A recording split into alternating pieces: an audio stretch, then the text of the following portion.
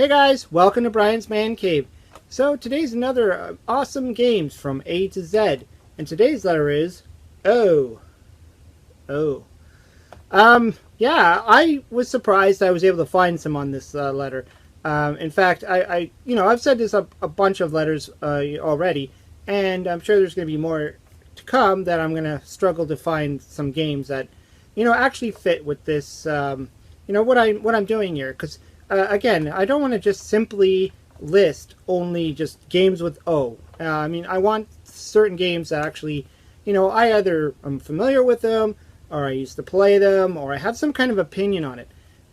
Sure, I could just easily go and just find every single game out there and just label them off, but that's not what I'm trying to do with this little series. I actually want to give a little bit of input or a little bit of experience with, what I'm talking about here. And so I was able to actually find a bunch from a bunch of different systems like the Atari and the Commodore 64. So let's start off with the Atari. I always like to start off on the Atari because, I always feel like the Atari 2600, the old Atari, was the trailblazer for a lot of these games. Now, I know a lot of them did exist in the arcades prior to the Atari coming to the market, but I mean, as far as getting these into like everyday people's hands, the Atari was there. I mean, that's the first system to really come to mind to bring the arcade action games into your living room. And so the first one I want to start off with, and this is what I haven't played a whole lot of, and that's Outlaw. And this is an old one. This is like, I think it's, 1978. It says right here on the cartridge, 1978. I was very little. And this game actually does it brings something unique to the video game world.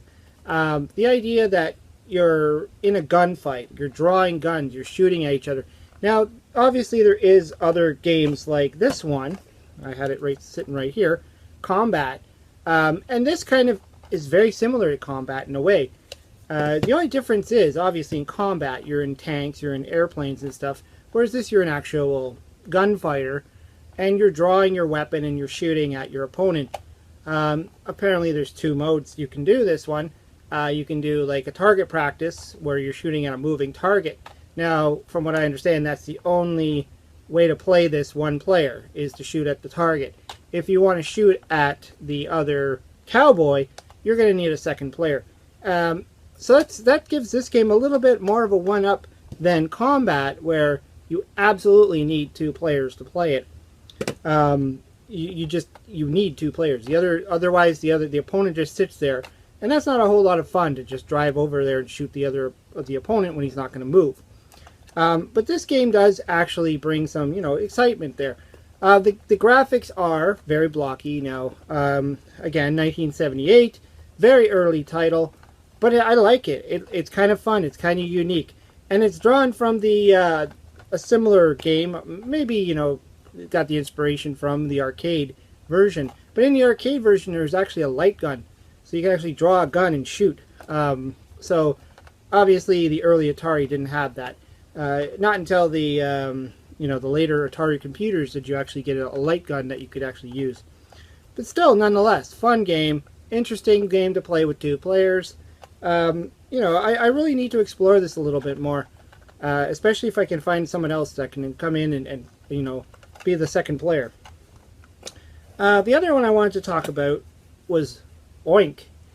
Kind of an odd game. Someone decided to take the Three Little Pigs and make a game out of it. Interesting, kind of. Really what you're doing, I mean, you look at the idea of the Three Little Pigs. You got the wolf that's trying to blow down a house.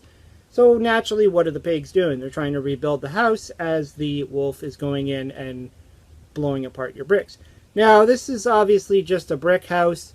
It doesn't go through the stages of the actual Three Little Pigs, where there's the hay house, the sticks, and then the bricks. This is just a brick house, and you got the three pigs, each trying to repair the house as the wolf is going by and essentially busting down your house. The game does get quite intense, and I played this a few times. It's an Activision title. It's a fun title. It does get intense, though. I mean, the wolf starts to pick up. You really have to move fast. It's kind of like, it's a very typical style Atari game of either, kind of like the Kaboom style or wherever you drop it, where things are falling and you got to catch it kind of thing. Similar idea, but when the wolf breaks something, you have to get a brick and you have to replace it. And you have to keep going, you have to keep going, you have to... So the speed ramps up. It does get tricky, but it's fun. And there is like 2-player modes and stuff like that where one player can actually play as the wolf, so you can actually be the bad guy. So that makes it a little bit more fun and exciting. So kind of an interesting title. And I just want to throw this one in there just because. And I think I've talked about this one before. That's Othello. Othello is a board game. What I like about this is, it's kind of like it doesn't really require the best graphics to actually play the game properly. It's kind of like chess and checkers and all the other things. The graphics are nice, they're simple, but they don't need to be complex to play the game.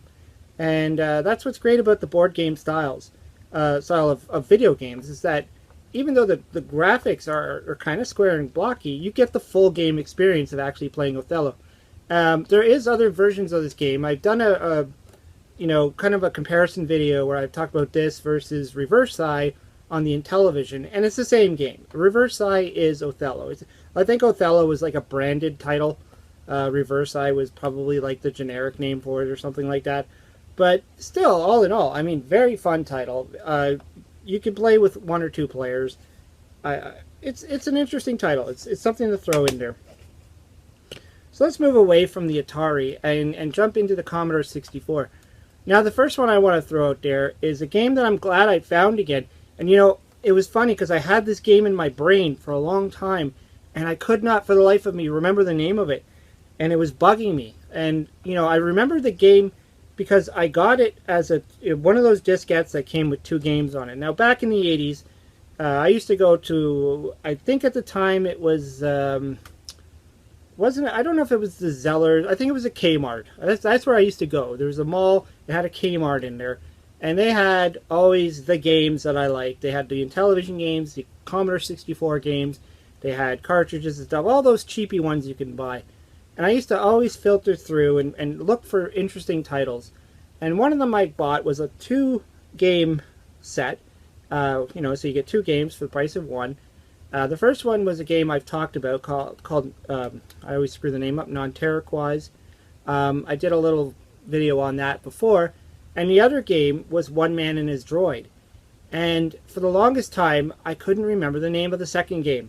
And so it was driving me crazy. I had the visuals in my head of what it looked like, but I couldn't remember. And then one day, just kind of scrolling around, I think it was on Twitter, I like a lot of people who do a lot of Commodore 64 stuff, and someone just put it there. They threw a screenshot of the game, and I was like, oh, that's the game. So I clicked on it, and I saw the name of it, and I was able to grab the ROM for it and give it a go again. Now, the game is a little bit complex. I don't have the manual anymore. That's a problem. I don't know if I can find a manual for it online. And I doubt I can find a tutorial on how to play it online. So I think I'm going to have to go back to my, I'm just going to have to put the game in and just start playing it and hope I figure it out. But it is a little bit complex. There's a lot of stuff going on. You're this little robot droid thing. You got to go through this maze of monsters. You go through a whole tunnel system where you got to blow up walls. There's a lot going on. And that's what I really enjoyed about it. Was just so much happening, and kind of like the other game that came with it. It's kind of an adventure game. There's so much going on. There's so much to explore. So I really need to play this game again. I need to figure it out. I don't know if I'll be able to find a manual online. It's an obscure title, so chances are I won't. But at least if I give it a shot, I can play it a little bit. Anything can happen. The other one I want to throw out there is another game that I played on the Commodore 64. Now, it's not exclusive to the Commodore 64, obviously. It's on a lot of other computer systems, and that's Oil's Wells. Oil's Well. I always say it wrong. I want to say Oil Wells, or Oil's Wells. It's Oil's Well. Something like that. Anyways, yeah, it's a fun game. It kind of is like a Pac-Man style game. Sort of like the game Jawbreaker, where they took the Pac-Man concept and they changed it. They still gave you this little chomping guy. They still gave you the dots, but they changed the way the maze works. They changed the behavior of the enemies. And so this one, the thing that makes it interesting is you start up at the top of the screen, and no matter where you go in the maze, you're leaving a little pipeline behind you. And so the ghosts, kind of like, well, not the ghosts, but the monsters in this thing, in Pac-Man they would be the ghosts. So the monsters, whatever they're called, I'm not actually sure that the actual official name of them, if they touch you, your little Pac-Man dude, or your pipe at any point in time, that's when you lose a man. And so you got to be really paying attention to the trail that you leave behind as you're going through this maze. And if something is coming up on the top level and it's going to hit your pipe, you hit the button, you retract your movement, and you got to keep doing that until you get yourself back up to the top.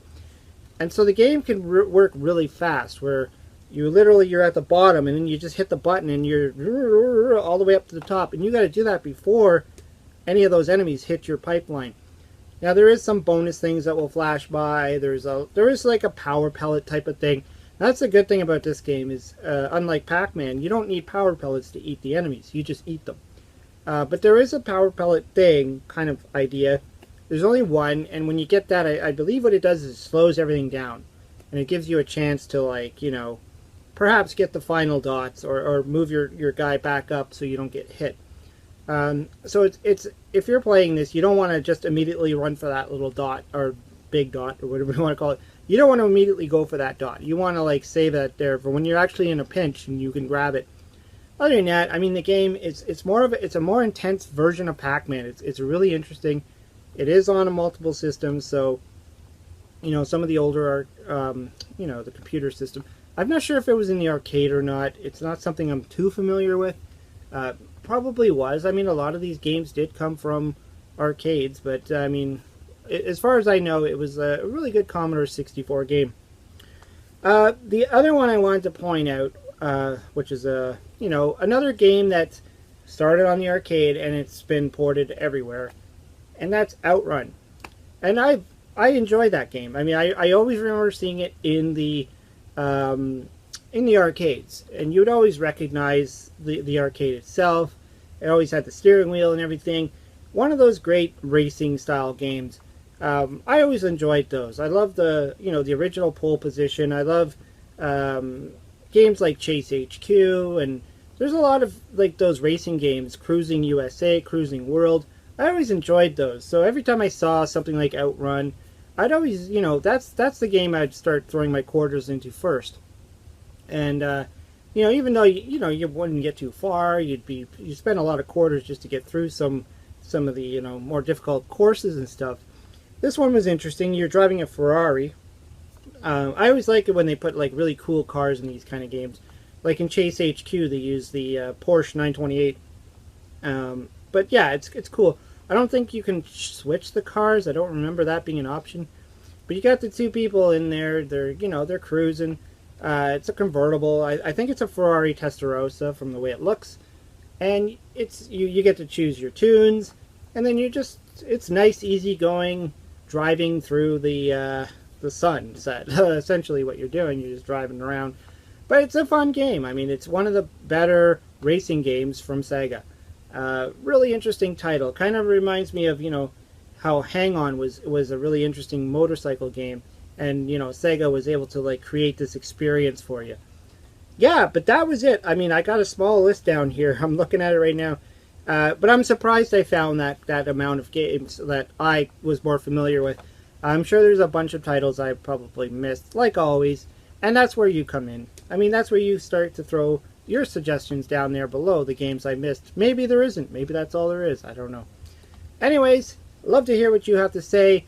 Throw down some comments if you've played any of these games I've talked about, if any of them are your favorites. If you know anything about One Man and His Droid, I'd definitely love to hear it. If you have any links to any manuals, because that'll help. Otherwise, I'm going to have to figure it out on my own. Anyways, hope you liked the video. Hope you subscribe to my channel. Talk to you later.